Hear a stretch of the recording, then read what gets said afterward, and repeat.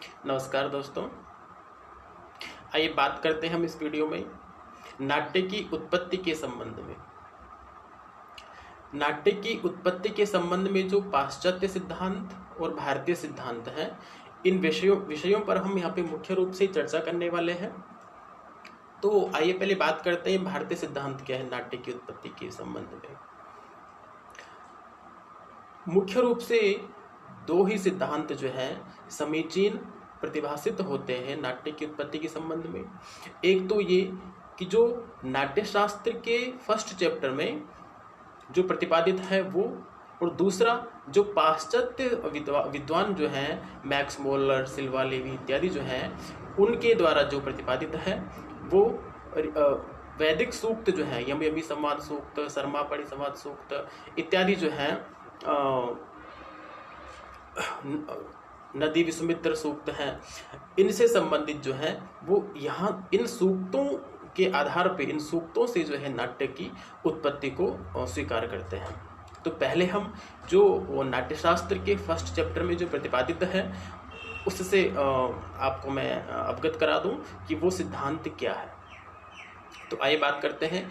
First chapter में मित्रों प्रतिपादित है कि एक बार त्रेता युग में क्या होता है कि जो देवता लोग हैं, इंद्र सहित सारे देवता लोग जो हैं ब्रह्मा जी के पास जाते हैं और ब्रह्मा जी से आग्रह करते हैं कि हे ब्रह्मन, आप हमारे मनोविनोद के लिए, हमारे मनोरंजन के लिए कुछ आप ऐसा उपाय कीजिए कि जिससे कि जो है हमारा मनोरंजन होता रहे।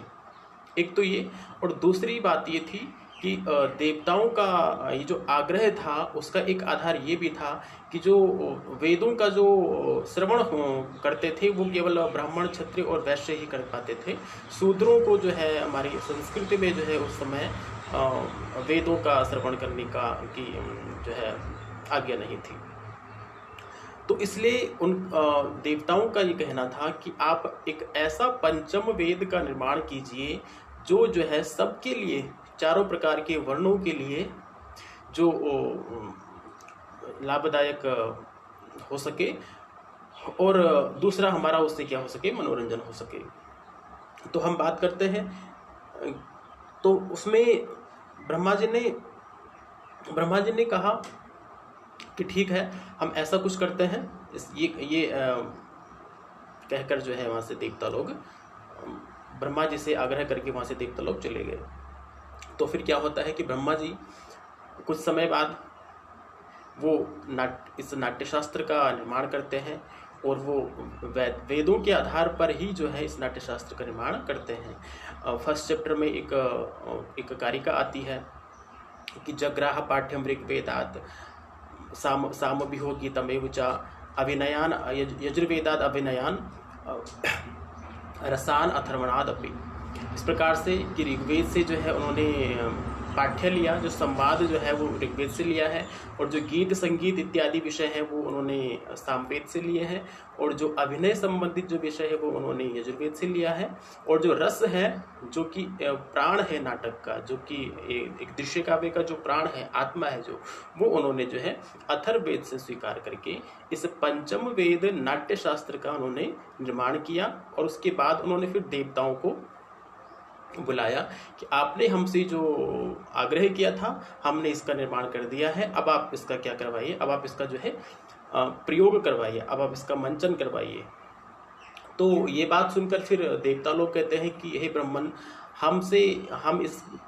हमें ये सामर्थ्य नहीं है कि हम इसका प्रयोग करवा पाएं। आपने इतने श्रेष्ठ पंचम वेद का निर्माण किया है, हमें इसका अनुभव नहीं है, हमें इसका ज्ञान नहीं है कि हम इसका कैसे जो है मंचन करवाएं और कैसे हम इसका जो है प्रयोग करें।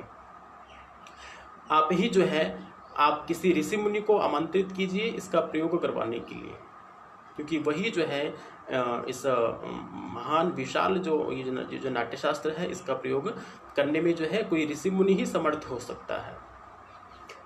यह बात सुनकर जो है फिर ब्रह्मा जी ने भरत मुनि को, आचार्य भरत मुनि को उन्होंने आहूत किया, और उन्होंने जो है भरत मुनि को कहा कि आप अपने 100 पुत्रों सहित, भरत मुनि की 100 पुत्रों की बात होती है नाट्यशास्त्र के फर्स्ट चैप्टर में, तो आप अपने 100 पुत्रों सहित पूरी टीम आप एक बनाइए और आप इसका प्रयोग कीजिए। कैसे जो इस नाट्यशास्त्र का आप प्रयोग करते हैं, और फिर आप हमें इसको दिखलाइए बाद में। तो फिर भरत मुनि ने कहा कि ठीक है ब्रह्मन जी, ऐसा ही होगा। और फिर कुछ समय बाद उन्होंने इस नाट्यशास्त्र का प्रयोग सुनिश्चित करके जो है वो ब्रह्मा जी के पास गए, और उन्होंने वहाँ पे एक सर्वप्रथम उन्होंने समुद्र मंथन नाम के एक समूहाकार का, जो कि नाट्य का ही जो एक भेद है, जो 10 रूपक मैंने आपको बताए थे इससे पहले वीडियो जिसने देखा होगा उसमें मैंने चर्चा करी थी उसकी, कि समूहाकार एक नाट्य का ही एक प्रकार है।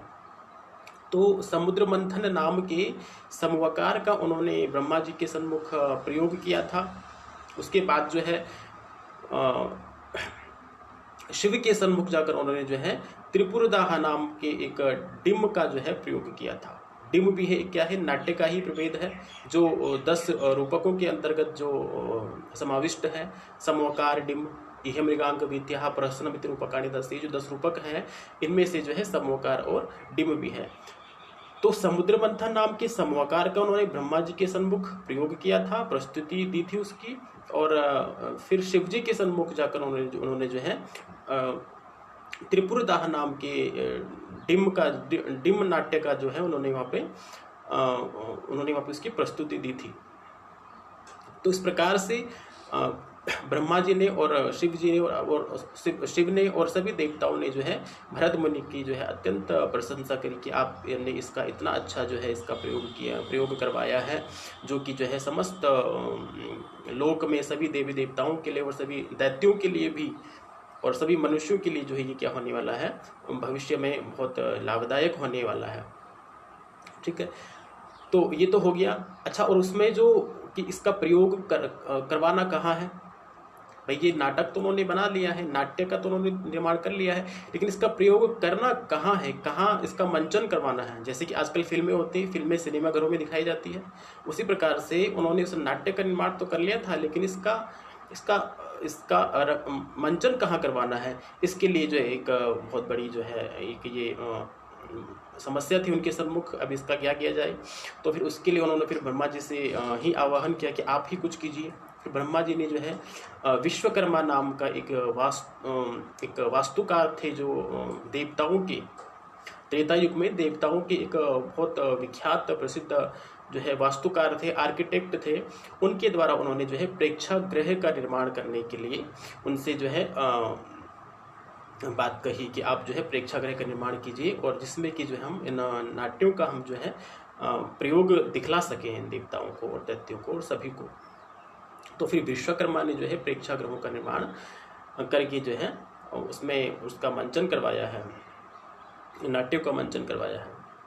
तो इस प्रकार से ये नाट्यशास्त्र के प्रथम अध्याय में प्रतिपादित है कि नाट्य की उत्पत्ति कैसे हुई है। देवता लोग जो है ब्रह्मा के पास जाते हैं, और ब्रह्मा जो है चारों वेदों से जो है तत्वों को ग्रहण, अलग अलग तत्वों को ग्रहण करके जो है पंचम वेद नाट्य की उत्पत्ति करते हैं। और पंचम वेद इसको इसलिए कहा गया क्योंकि इतिहास का इसमें वर्णन किया गया है, तो इसलिए इसको इतिहास के आधार पे इसको जो है ऐतिहासिक ग्रंथ होने के आधार पे इसको जो है पंचम वेद की संज्ञा दी गई है। और फिर मैंने पहले बताया था आपको कि इसमें ऐसी कोई वस्तु नहीं है, ऐसा कोई ज्ञान नहीं है जो कि इसमें प्रतिपादित नहीं हो।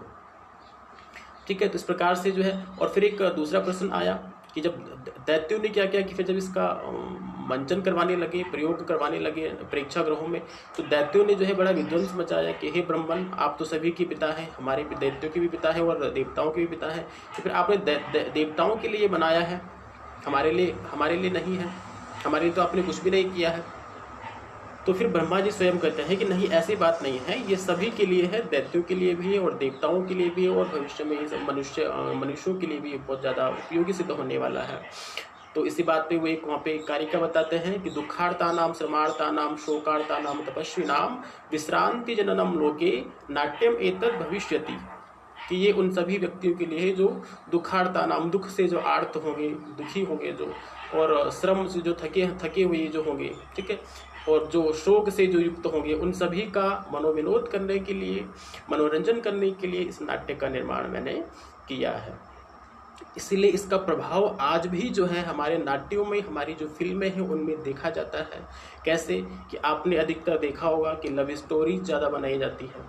उसके पीछे यही कारण हो सकता है, उसके पीछे मेरा अपना मानना है कि इस सब के पीछे एक यही कारण है कि क्योंकि मनोरंजन जो है भारतीय नाटकों का मुख्य प्रयोजन, मुख्य लक्ष्य क्या रहा है कि मनोरंजन प्रधान होते हैं भारतीय नाटक। जो इंडियन फिल्म्स हैं वो एंटरटेनमेंट करना ही उनका जो है मुख्य उद्देश्य होता है। और एंटरटेनमेंट यदि हम रसों की बात करें, जो 9 प्रकार के जो रस हैं, ठीक है, तो उनमें रसों में श्रृंगार को सर्वश्रेष्ठ रस माना जाता है। रसानाम ही राजा श्रृंगार, रसों का राजा जो है श्रृंगार है। तो इसलिए उन नवरसों में जो है श्रृंगार रस का चयन करके जो है आजकल भी फिल्में बनाई जा रही है, क्योंकि सबसे ज़्यादा एंटरटेनमेंट जो है श्रृंगार रस के माध्यम से किया जा सकता है।